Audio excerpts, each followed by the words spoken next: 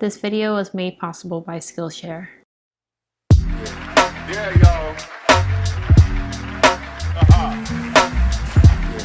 Yeah, y'all. Hi everyone, a lot of you guys know I took my step 2 a few weeks ago, and since taking my step 2 I've been doing my medicine sub-I. So sub-I stands for sub-internship, and that means that as a 4th year medical student you work under the interns or the 1st year residents, and you really learn how to act like an intern and work like an intern so that you can be prepared when you start your residency next year. So I've been doing this at a hospital that's kind of far away. Obviously traveling this far can be very tiring, and even if you're not traveling far, if you have a long day at work or if you're studying at school, it's very tiring. And when you come home, natural tendency I think is to kind of just lie down on your couch and watch TV and eat your delivered food or whatever. But I know it's very important to be productive even when you come home. So I thought of a few ways that I can help all of us be a little more productive after a long day at work or school. So tip number 1 is having a routine or having an idea of exactly what you're going to do when you get home. So like I said before, when you're home, it can be really easy to lie down. Personally, that's my tendency. I can lie down and just go to sleep and never get back up.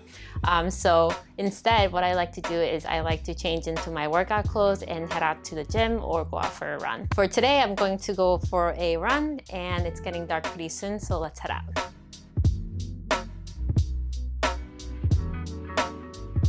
So tip number 2 is setting a goal outside of school.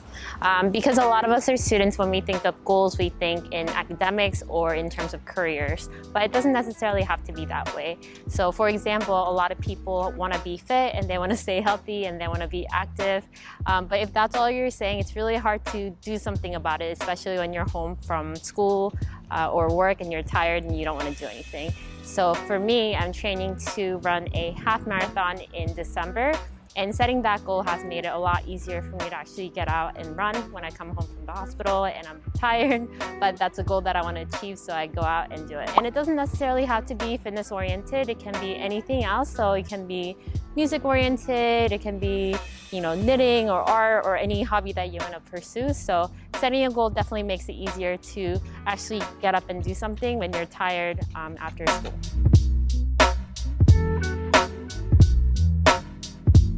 Now that we're back home, tip number 3 is having a clean and organized work area. Have you ever had those finals week where your room was spotless because every time you sat down to study, all you wanted to do was to clean your room because you didn't want to actually study?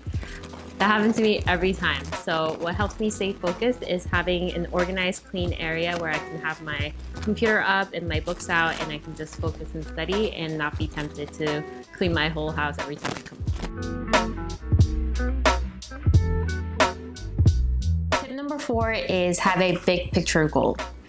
What I mean by that is you should have something in mind that you want to accomplish in your after school or after work hours. Not something that you can do in one day, but something that you can work on over a long period of time. So it can be something general like getting a good grade in a class, or it can be something like working on an application or working on a big project. So that might entail doing something like making a big to-do list. Like I said, not something you're gonna accomplish in one day, but something that you can work on a little bit every day. So for example, if your goal is to do well in class, you might be making a flashcard that you can do a little bit every day, or you might be reading a chapter of a book that you're learning every day. Or if you're working on a project, you might be making a list of things that need to be done and working on 1 or 2 items every night. So for example, if I were studying for an exam, I would do a little bit of flashcards every day so that I can remember the materials better and I'm not cramming right before the exam. My final tip for today is going to bed at a scheduled time.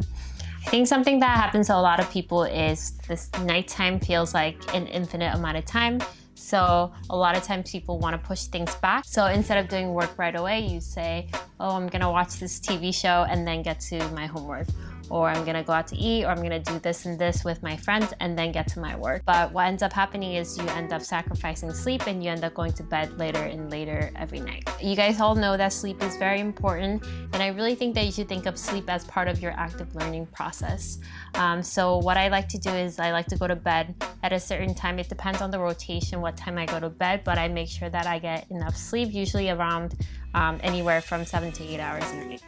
Before I end the video, I want to thank Skillshare for sponsoring this video. Skillshare is an online learning community for creators with more than 16,000 videos on photography, videography, filming, cooking, and lots more. If you have a premium membership, you have unlimited access to all these videos, so you can pick one and really develop that hobby in your after school time. And I'm going to have a promo link on the screen here as well as in the description box below, and first 200 people to sign up using that link will have first 2 months free, and after that it's as low as $10 a month to continue learning, or if you don't like it, you can just cancel it. If you do go ahead with the premium membership, you can learn anywhere. You can download the app on your Android or iPhone, and you can download the videos and watch it offline, and you can take it with you wherever you go. A lot of you guys have been asking me about how to start a YouTube channel or how to start a blog, and I think Skillshare is a perfect place to get started. They have videos like how to film and how to edit with your iPhone so you don't have to buy expensive equipment. They even have videos on how to write and how to tell stories, so you can really develop your YouTube channel or your blog if that's what you want to do. So that's all the tips I have for today. I hope you guys Okay.